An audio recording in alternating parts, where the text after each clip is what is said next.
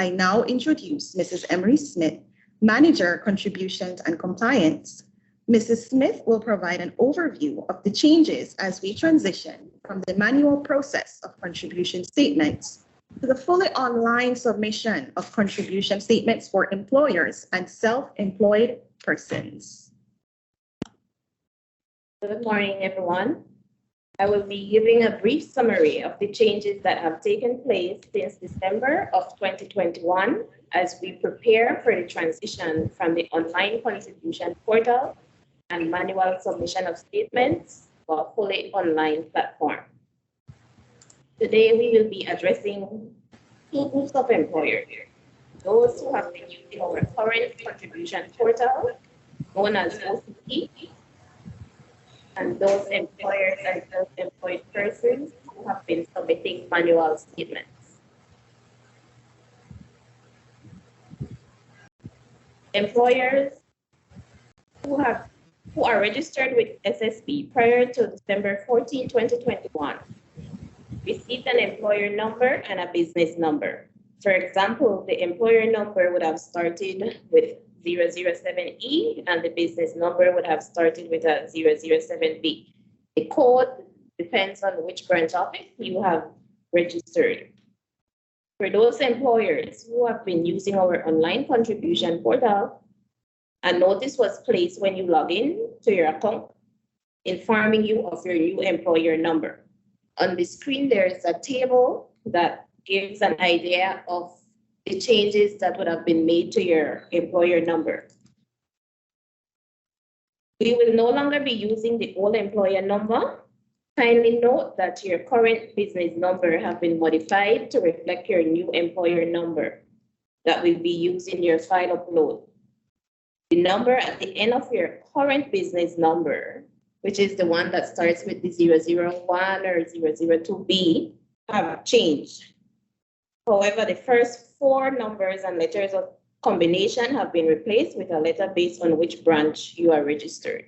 So for example, 001B is the Corozal branch office, and so their corresponding letter, your employer number will now start with an A.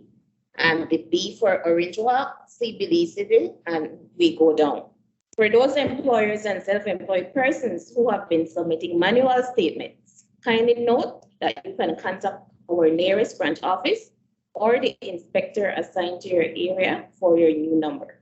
Effective December 14, 2021, SSB no longer issues an employer and business number. Therefore, employers who have registered with SSB after this date receive only one number, which is your employer number. Example, as I mentioned before, A4000, B3000, whatever it is, your last business number, the 4 digits of the last business number. Over the last month, we have been sending out emails and placing notices via different platforms requesting employers confirm the information via a survey that we currently have, especially the email address and the person authorized to conduct transactions on your behalf. The link is on the screen, and also we will place the survey in the chat so that you could complete it if you have not done so. The validation of this information is important as we transition to the new portal because the login will now be tied to the email address provided.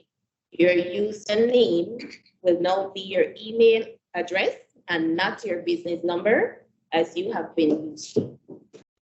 All contribution portal users will be migrated to the new portal once you have answered the survey and validated your information.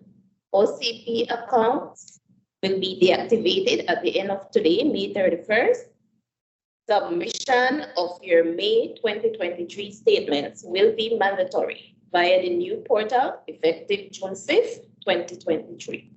At this point of our transition to the new portal, login credentials and instructions will be sent via email to the address that you provided via the survey starting June 5th, 2023. For those employers and self-employed persons who have been submitting statements manually Our inspectors have been reaching out to you to fill out our contact form so that we can capture your email address and business information. After this is done, we will start communicating with you how you will access your account via the new portal effective July 1st, 2023. This means that for this group of employers and self-employed persons, you will submit your May statement due on June 14th, 2023, the same way that you have been doing. Mandatory submission of your statements via the new portal will be effective July 1st, 2023. The mode of payment will be done the same way that you are currently doing it. You can submit your payment online, pay over the counter at our cashier, or by checks via our Dropbox. You will continue to use your old business number and the reference number generated to make payments online. A few tips as we transition into the new portal: the validation of employee information and the file upload. The validation will take a little bit longer than you might be used to, as now our old portal, OCP, validation was only done on the first three letters of the first name and the last name. However, our new portal now does validation on the entire name as per the Social Security card. Therefore, if the names contain accents and tildes, those have to be included. The first and middle names cannot be in the same field. They need to be separated. If you are an employer or authorized person who have more than one business, you will see as we proceed into the demo that you will have one login which will provide access to all of your businesses. We will continue to keep you informed of the new features of the portal as they become available over the next month. As employers, you are crucial to this process, and we value your continued support and collaboration throughout this process. Thank you.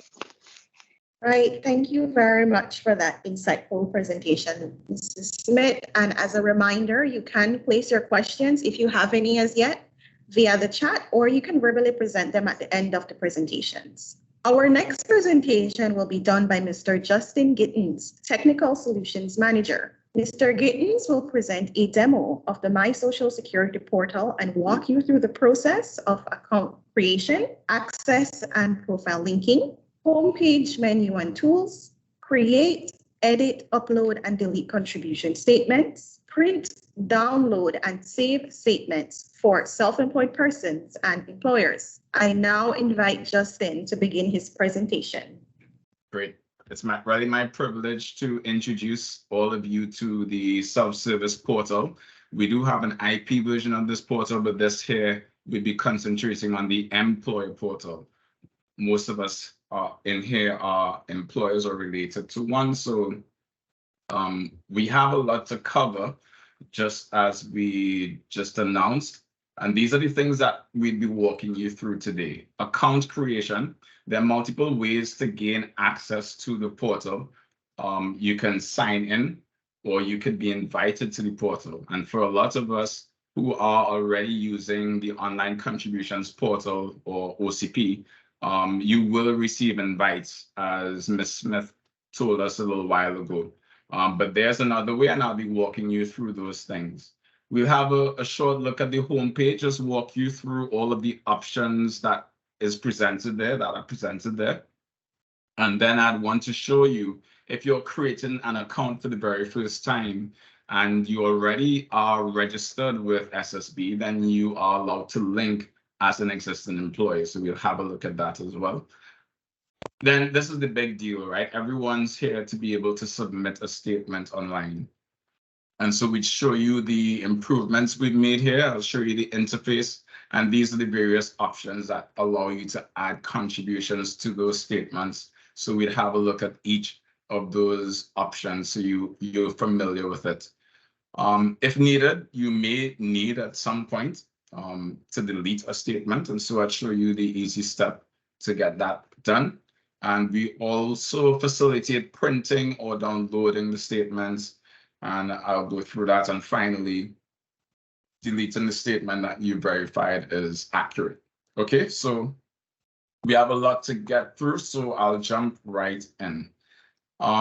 Occasionally, I may be assisted by someone else on my team, Richard Enns. He's not on camera, but he's here. So if I reference, you just know that. All right, so this is the page. You may already be familiar with its look. It's quite similar to the IP version of it, but the URL at the point in time is different. And if you don't have an account right now, you'll see this line at the bottom here, then you need to sign up, right? So let me make this a little bit bigger, just in case anyone's having trouble seeing it. So by clicking sign up now, it will take you to a form where you do just that. But we have a certain set of fields that you need to fill out before creating your account, which starts with your date of birth. This is important because there are rules which stipulate ages for account creation. And for instance, if I indicate that I was born in 2021, we would not allow you to create that account because we only allow 14 years of age and older for account creation. Okay, so that's good to note. But I'll choose a date that will make me legally allowed to create an account, and you see that message has disappeared. So the next field here is the phone number. So I'll enter my phone number.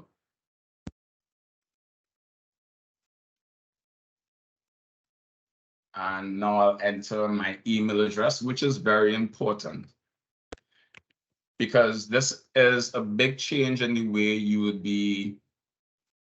be signing up.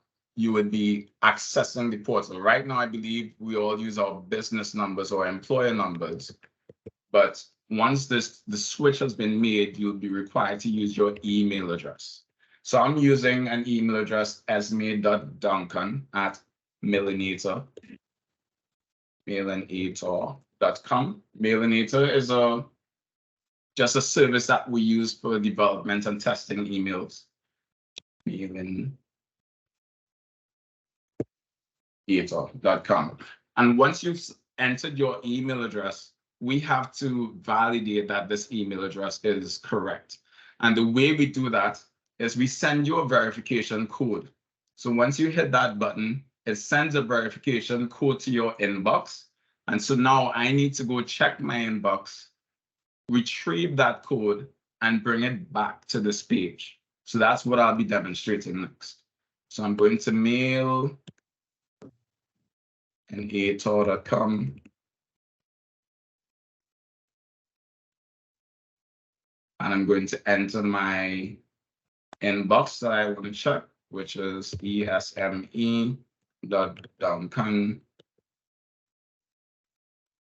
And this gives an example of the code that you will receive in your email when you're creating an account.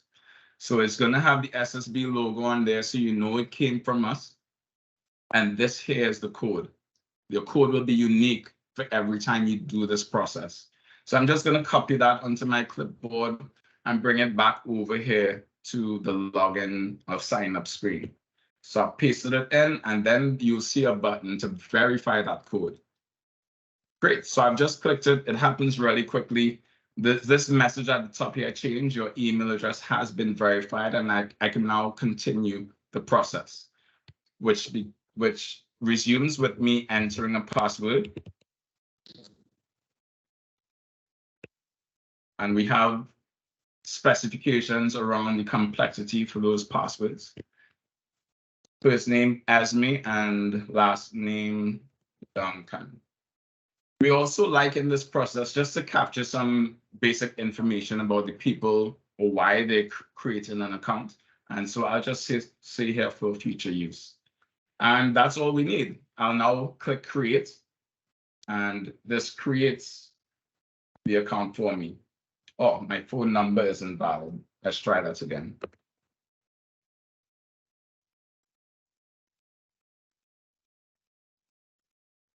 And we have validation here about the password as well. It seems my password was not an exact match. So Hi, Justin. Hi, Justin. We're not seeing your screen. Oh, I'm sorry. Hold on.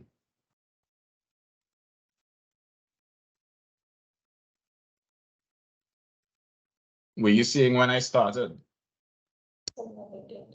Yes, we were. Okay. All right, so I'm still here on the sign up screen. I had an error in my phone number. It didn't meet the criteria, as well as my passwords didn't match. So this screen indicated the things that I needed to fix, which I've already fixed, and I'm now going to create my account. Great, so we see this is processing. And once that's successful, it's going to land me on my homepage. So just making sure, again, everyone's seeing this. I'm now on the homepage of the portal. Great.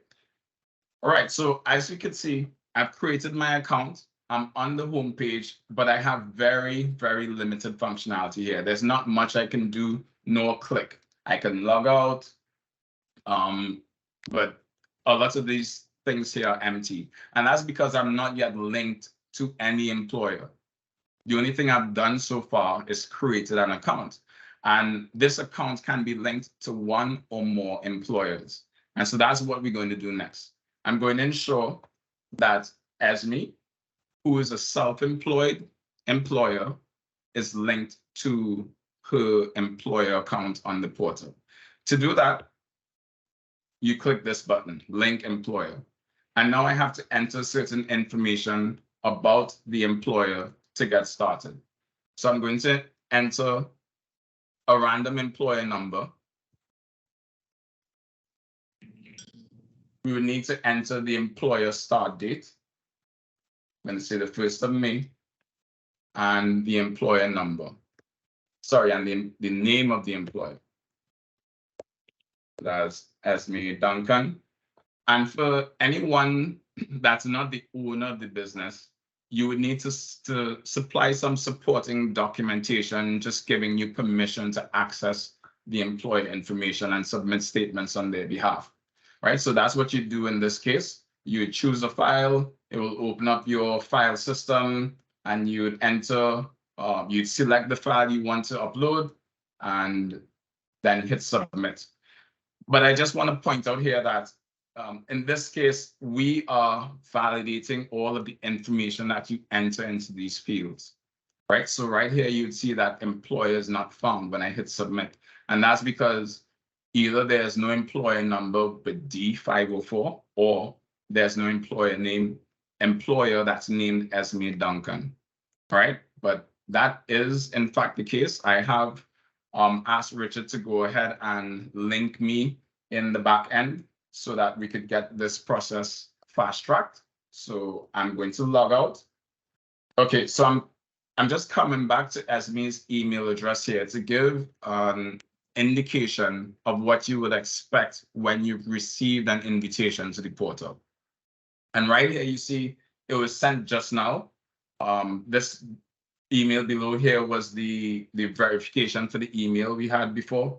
But when I click on email, on this one for the employer linked, you will see there, Esme, thank you for participating in our soft launch for the portal. Click here to visit the portal.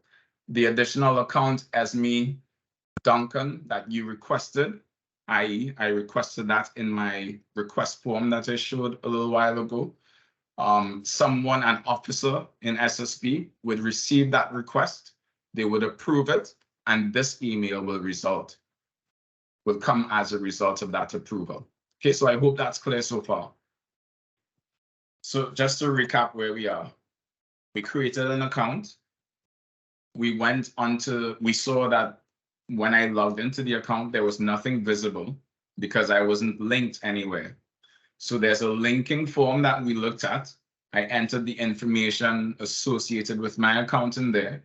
We saw that there's a validation on that form to ensure that we are entering accurate information. And that's going to be a feature throughout the portal.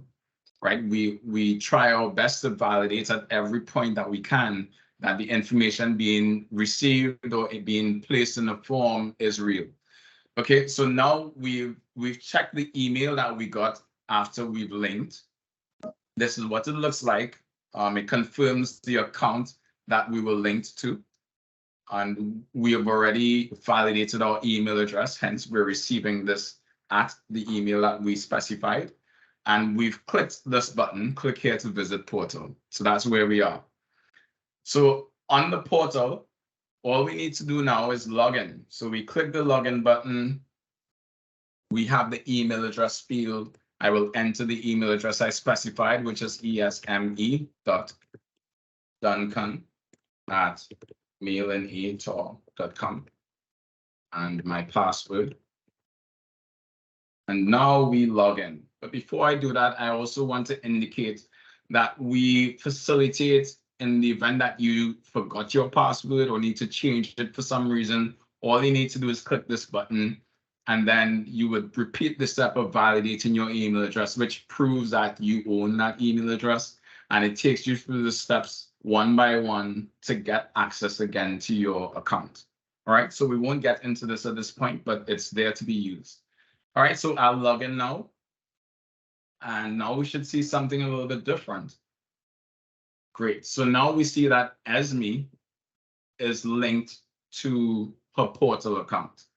Before, all we saw was Esme's name up here, but under Access As, which I'll talk about for just a little bit, there was no record here and there were no options at the bottom here for Esme to click on.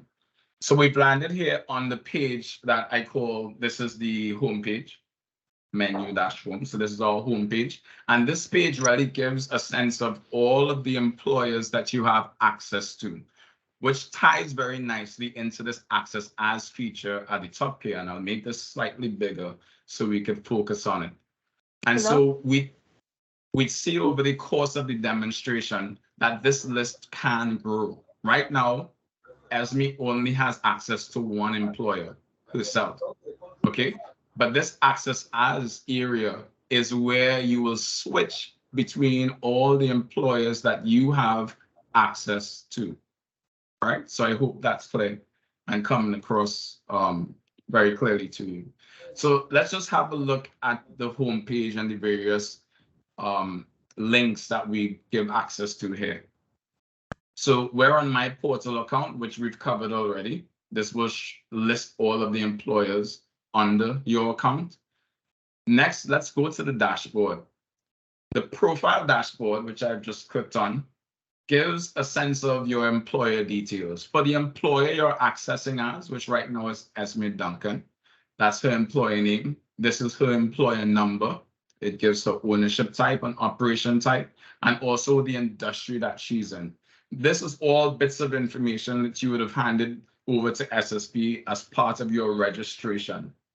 So we see that Esme is into financial services. That's what she does.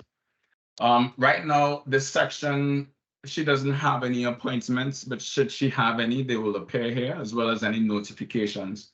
But there's also a notification toggle at the top here that I'll give you a sense of as we go through the demo. Right, so that's the dashboard for the profile that you're accessing as. Next, let's go to the employer information, which gives just a bit more, a wider span of set of data that we're showing for this employer. You see the same name and number, but we also show contact information. So you can see at a glance here the information that SSB has on you, as well as the address.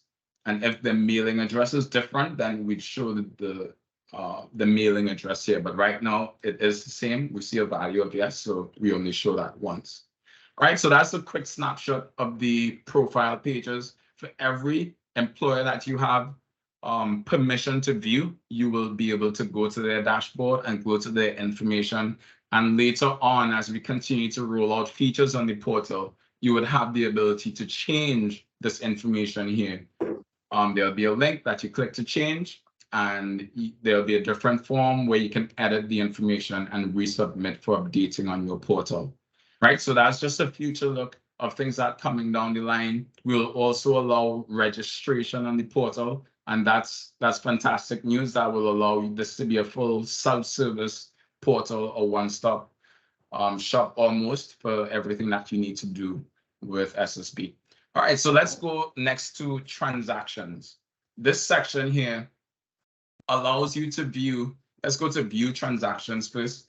This area gives a sense of all the transactions, no pun intended, that you've had with SSB. For instance, this type at the top here, you would see I could view all of my statements that I've submitted, any fees or interest that I've incurred on my account, any adjustments that have been made, any payments that I've made on my account, any refunds or interest waivers. These are all types of transactions that we will be showing on the portal.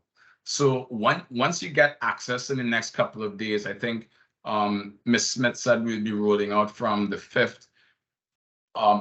You won't see this section just yet, but I'm just giving a quick preview of what it would look like and the information that you would view when you're in this section. Okay, treat this as your account with SSB. Could you see at the top here a balance? So for this person, they have an outstanding balance of $700 plus. And you'd be able to see that for each transactions, how we arrived at that amount. Okay, so it's going to be a very useful feature. It will eliminate some calls going into the SSB's office because you could see all of this information here just at your fingertips. Great, but where we want to focus today is on statements, because there's a legal responsibility for all employers to submit statements on a certain frequency, that's monthly. And right now, ESME is a self-employed employer. And so we're starting with this process, which is quite easy. What I want to show you now is how easy it is to submit a statement as a self-employed employer. So before I do this, you can see here that this view statement section is similar to the view transactions section, just that it limits all of the rows in here to statements which have been submitted. And we have a payment reference field here, which you can search by payment reference. You could use that. So I can search 175654. And so you can see it narrows down the rows that's shown in this grid based on your search criteria. Great, so the search works. What I want to also show is that you can view any of these statements in the past. And this opens a statement by clicking on view. And this gives a great picture of what was previously submitted. You can see here that the status is submitted and you cannot edit this in any way, right? The only thing you can do here is to view. For self-employed employers, they only submit for themselves, right? Because they are the only employee there. So that's what we're going to be demonstrating next. I'm going back to view statements and I'm going to add a statement. The last one that was submitted was March 2023. So I'm now going to add a statement for April. And to do that, we click add statement and we select the period, which opens a calendar interface here. You can scroll to the various years, but I want to submit to April. So I'm going to click on April. That's going to surface here in the period. And I'm just going to say next. Once you see that button change, it's going to pulse a little bit, which means, hey, we're creating the statement in the back office for you. And then we're going to bring it up on the screen for your editing. Right, so that's happening now. I'm going to zoom out just a little bit so you see a full picture of everything on here. So you see the top header here says the statement is in draft mode. That's in draft because we've not yet submitted it. Great, so below that, we see the important details of the employer name, the employer's number, the statement period that we're submitting for, as well as this payment reference, which will become useful only after the statement has been submitted, right? So even though it's being shown here, you can only use this after the statement has been submitted. So one key feature that I really like for self-employed, and it applies to voluntary contributors as well, is that you don't have to enter. You see this add employee modal for other employer types that we'll get to later on in the demonstration. They have to add their employees to the statement. And we don't need to do that because we already know who the employee for this employer is, and that's Esme herself. So we've already added that in here, as well as the weekly salary. We've already added and calculated the contributions for each week. And that's because this was declared at registration, or maybe it was edited at some point during the year, which I think is allowed at some point, right? So I'm not going to get into that, but we already have all of the information needed. And so we've gone ahead and created this record here. You can't even edit it. All you need to do at this point is to submit. But you can do your checks.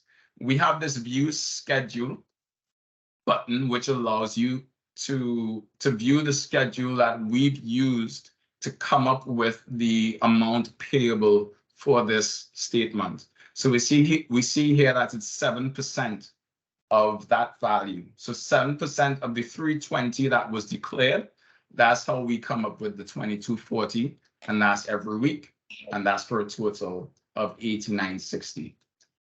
Great. So once that checks out, all we need to do at this point is submit the statement, which is clicking that button. We have a declaration here that we'd like you to review.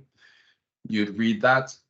You'd note this section around when payments of contributions and completed statements are due.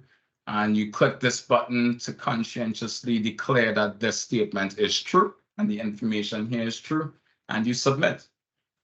And you'll see this pulsing icon once again, and there we have it. We now have our statement for April. And that's how easy it was. So we created a statement. Your record in there was already pre-created for you. You can validate that the information on that statement is correct, and then go ahead and submit it. I could go ahead and view that again. That was for April. I could hit view, and we see that we'd see once it loads that the statement state has now changed to submitted. Great. So I hope that's clear, and I hope I'm not moving too fast for anyone. Right? So now let's move on to different employer type. Right now, Esme only has access to herself, self-employed, but we said earlier that Esme is into financial services. And so Esme has gained a contract with Davin Limited. And Davin needs to have an accountant come in and, every month check up on things, do payroll, and then prepare the statement for submission to SSB. So that's what we're going to look at right now. I've asked Richard to invite Esme as we've signed up that contract so she can now do work on behalf of Davin Limited. So let me go back to my inbox, and there we now have a new invitation.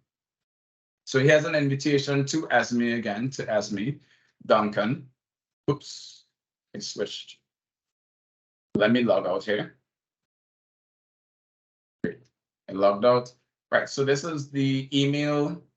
So dear Davin, thank you for participating. This email went to Esme, and now I could act on behalf of Davin as well as myself, Esme. So let's have a look at the way that appears in the portal. So again, I'm going to click here to visit the portal.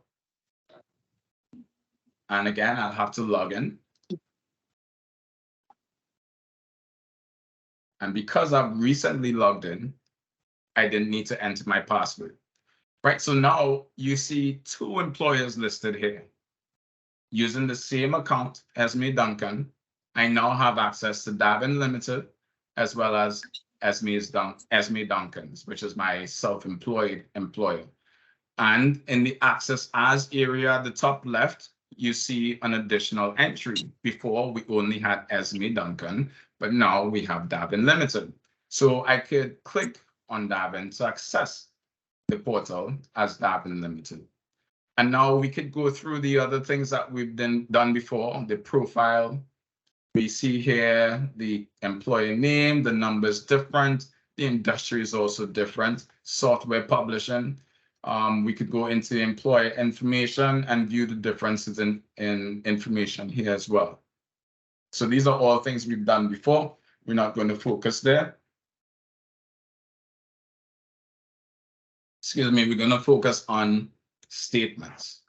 So let's head right over there to statements. So we're going to, again, to go to view statements. That's where we start. And Davin has recently started operations in this country, in Belize. And so we only have statements for February and for March. So now we are going to complete a statement for April.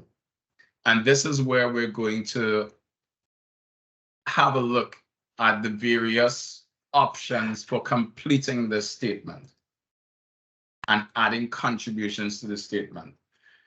Okay, so I've created the statement just like we did for the self-employed employer, and we see a similar grid. But now we don't have any contributions in here.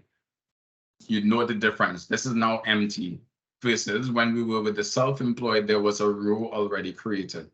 All right, so we have an empty slate now.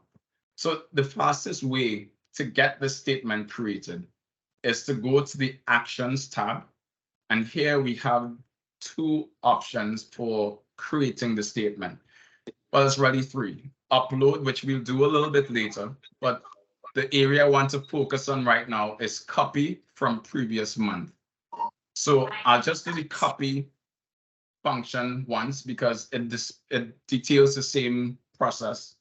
But if you click on copy, it allows you to indicate specifically which month you want to copy from. And this is useful because if you're doing this every month, there could be months that are similar in nature where from a payroll standpoint. And so it's just easy to copy from that period.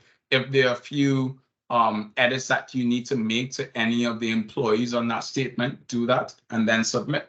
So that's what this copy control allows you to do. Just select a particular month that you want to copy from. In this instance, as we saw before, there are only statements for February 23 and March 23. So those are the only options I have to copy from here. You may be wondering how we treat with differences between a 4-week month and a 5-week month. And this information here details that. If you're going from a 4 to 5-week period, we copy weeks 4 into weeks 5. And if you're going from a 5-week period to a 4-week period, we simply drop weeks 5 values. All right, so I hope that's clear. So I'll close this and I will just go to copy previous month because that's what I want to do. And when you select that button, or if I went to copy and I selected specifically March, it would have the same effect here. You would see the employer name, you'd see these spinners happening there, which means the copy process has been initiated. And based on the number of entries that were in the previous month, it varies on the time it will take for creation. But here you see that the previous month statement has been loaded into the current month that we want to submit for, April 2023. We see we have our payment reference, the employer number, and the employer name. They're all correct. This is the draft statement. And so I want to navigate away from this page just to prove that you could do that. You could load your statement. You could get called off to do something else. You could log out of the portal, and then you could come back to view statements. And you see April is the only draft statement there. I can now continue editing and pick up where I left off. Right, so I've exited and I've come back into the draft statement. Let's investigate here the search feature. So let's say I want to search for Bert. I can search for Bert by name, B-E-R-T. Great. So the search feature works. But let's say after copying from the last period, I know that, for instance, Ricardo got a raise in April, and so I need to ensure that that's reflected on this statement. So I search for Ricardo's entry, I edit Ricardo's row, and for week 1 he made $300. For week 2 he made $500, $800, $800.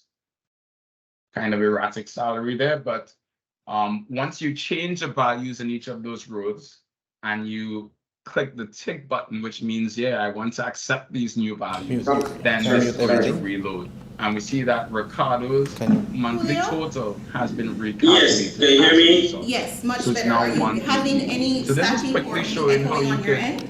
create your statement. The fastest way is to copy from the last period. You can make a few edits to any of the employees that's on the statement. We have this pagination at the bottom here if you don't want to search. This shows the total of the number of employees on the statement and the payment total that will be expected as a result. And at this point, you can submit, but I'm not going to submit at this point because I also want to show that it's quite possible to delete the statement. I'm not sure why.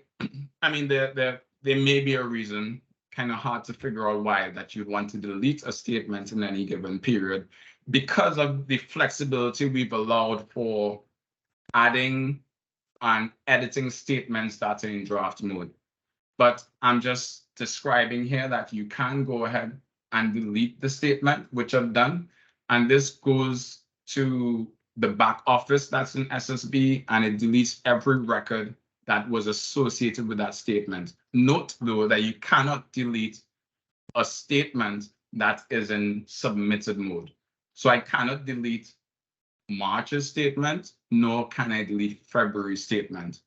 If perhaps you made an omission, like you didn't include all of the employees for that particular statement, you can feel free to add a new statement for that period. For instance, I can have multiple statements for March, right? So we do allow that. All right, so let's go back to April and recreate April's statement using a different method. Right, so I've selected April again, and it's now being created for us. And what I'm going to do now is to start with adding an employee. This is useful for, if you copy a statement and you just need to add 1 or 2 additional employees, I think that's useful. Or if you only have a handful of employees that you enter for. And so what this interface allows you to do is enter the SSN, the first name and last name of the employee. The first name here is Ricardo. Okay. Ricardo. And last name, I believe, is Robinson. Great. And this lets you specify if it's monthly or weekly. So I'll go with weekly. So $500 a week. This automatically changes, it's dynamic based on if you are entering a contribution for a 5-week period, a 5-month period, sorry, or a 5-week month or 4-week month, right? Because months have differing week numbers. So this will change accordingly, right? And I'm also going to show here that we have validation happening here. So we validate that the SSN you provide is correct, and it has to match the first and the last name that you've entered in these fields. It absolutely has to match, right? And I believe Ms. Smith spoke to that before. So whereas in OCP, in the current system, it will only validate on the first 3 characters of that name, we are matching the entire case. Okay, so that's important to note.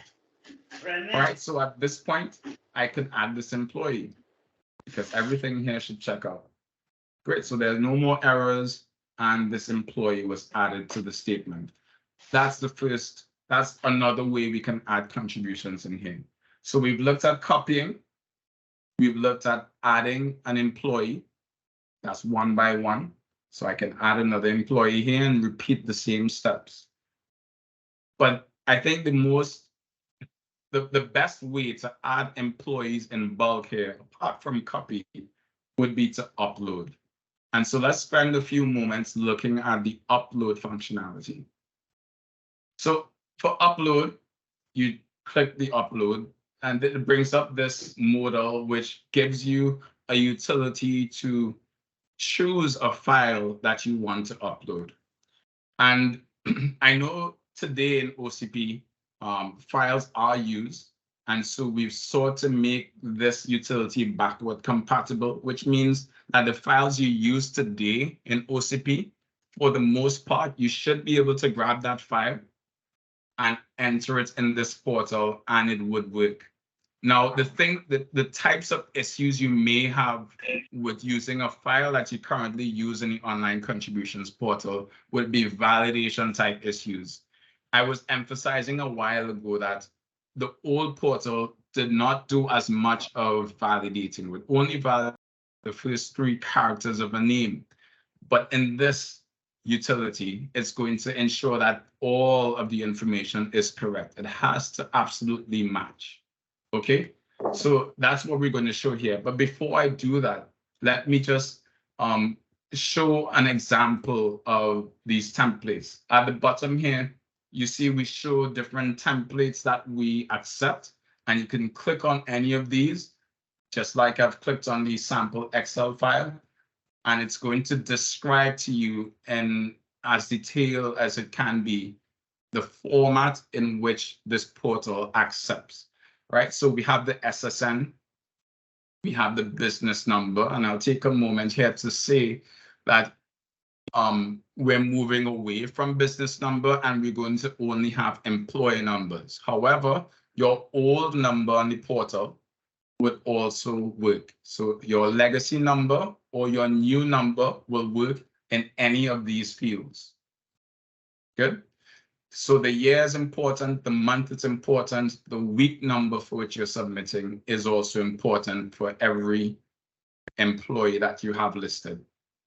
Good. If you have a hire date or termination date, we'll also accept that information, and the record status will be P by default. Of course, the employee's first and last name we need to have you enter accurately. Okay, so this is a quick look at the template. But once you gain access to the portal, you could come here and download any of these templates, view it, and you can customize your system to output in the template that's required. Okay. All right, so I'll close this for now. I already have a file that I have prepared for this demonstration. So right now I'm going ahead to choose that file in my downloads. And that's the name of the file. And all I need to do at this point is click upload. Now, on clicking upload, we're going through that validation process. Oh, and that was pretty fast. So what it says here is that there are some errors with my rows in here, and I could download the error file and view exactly what the problem is. So I'm going to download this file, which you see here has been downloaded. I'll open the file. 1 second, it's opening on my other screen.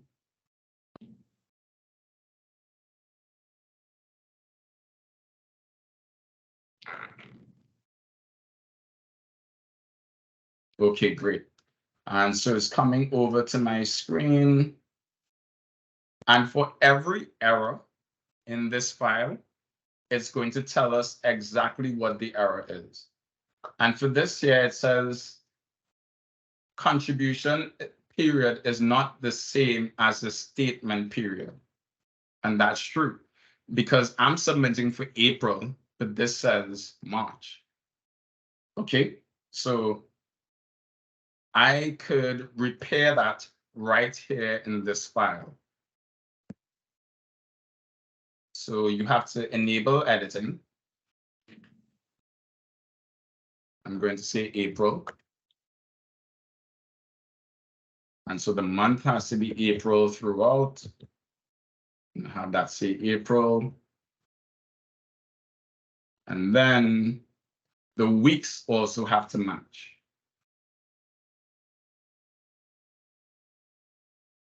Good, so this is, so April would start from week 14. The next will be 15.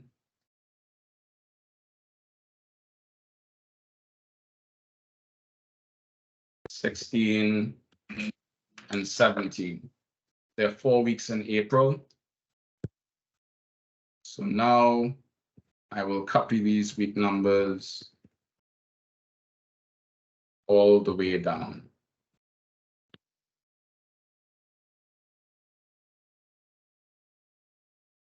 It's not a huge file, so it shouldn't take us a lot of time.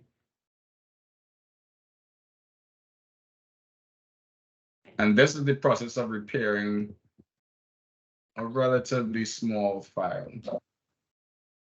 Okay, great. So I've repaired my file. Oh, where'd you go? I've repaired my file. I'm going to save it. Good, so I've saved it. And now I'm going right back to this upload utility and try my upload again. So I'm going to choose file. This was the error file that I got. I'm going to say open and upload again. Oh boy, so we have more errors. So we see that it's different this time, but we have more errors. So let's quickly investigate what those errors are. So I'm going to download this error file again. And I sought to make this demonstration like real life, because you would expect errors in your file the first time you download it, just because this portal is a little bit different in the way it validates, right? So it's not going to take a lot of time, but here we see a different error this time. And this error relates to, oh, it's a duplicate submission. Who is it duplicated for? Ricardo Robinson. Why is that important? It's important because, let me close this for a moment, because Ricardo Robinson is already on our statement. And so we don't want duplicate employees on our statement. So there are 2 ways I could fix this. I could delete this row, which I'll go ahead and do. I could delete Ricardo because I know he's already in my upload. And once this refreshes, which it has already, I'm just going to upload it all over again. So I'm going to Actions, Upload. I'll choose my file. This time I'm going to choose the error file that I repaired, right? And that's going to be this one. Yes, the earlier one, 1157, and upload. And this time I'm expecting 0 errors. Oh, perfect. So there's 0 errors this time. And at this point, I can close this dialog. And we could see here that this spinning artifact means the upload process has started. What else indicates that is you see a red dot at the top there. When I clicked on it, it also gives the similar information that the statement upload has started 21 seconds ago. So based on the number of IPs that we have, insured persons or employees that we have in that file, it may range anywhere around, that took us maybe 2 minutes to upload this file. And if you have thousands of employees in your file, like thousands of rows, like up to, I don't know, maybe 10,000, it could take as far as 45 minutes to an hour for the upload to be complete based on all of the validation checks that it has to do, etc. So we allow you to navigate away from this page and come back to this page once it's completed, right? And let me also show that once the upload is complete, let me go back to my inbox here. We also send you an email to indicate that the statement was successful. So you see their employer, the statement for employer number, we state the number, not the name this time, has been processed. You can click here to go back to the portal.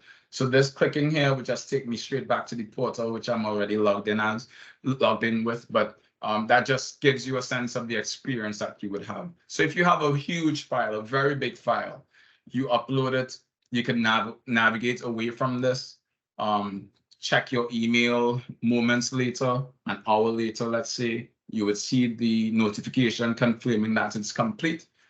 You click on that link, it takes you to the portal, you log in, and then you would come to a statement that's in draft mode.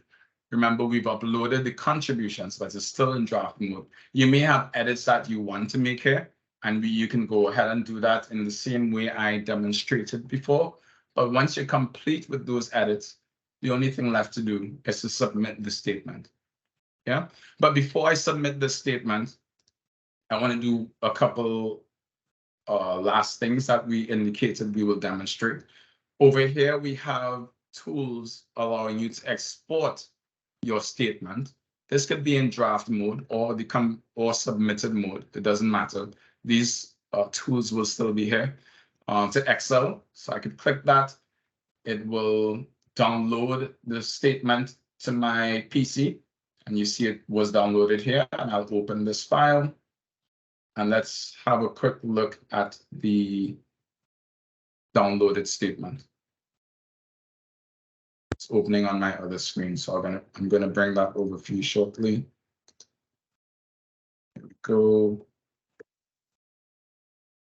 Okay, so this is big.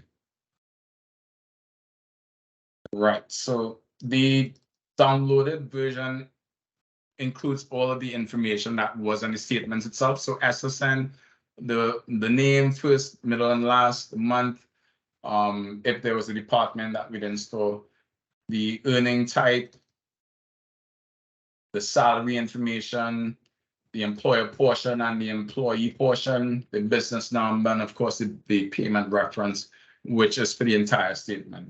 We duplicated for each row, but we could just show it once. But that's how it is right now. And so this is the downloaded statement. You could keep this for your records. There was 76 rows on this, representing, I believe, 19 IPs. My math could be a little bit off there. Yes, 19 employees. So 19 IPs there. Right, so that's exporting the statement to Excel. And let's have a quick look at printing the statement details. If for any reason you need to print it, this is the format in which we allow you to print. It opens up your default printing interface in your browser, and it loads that information here for you.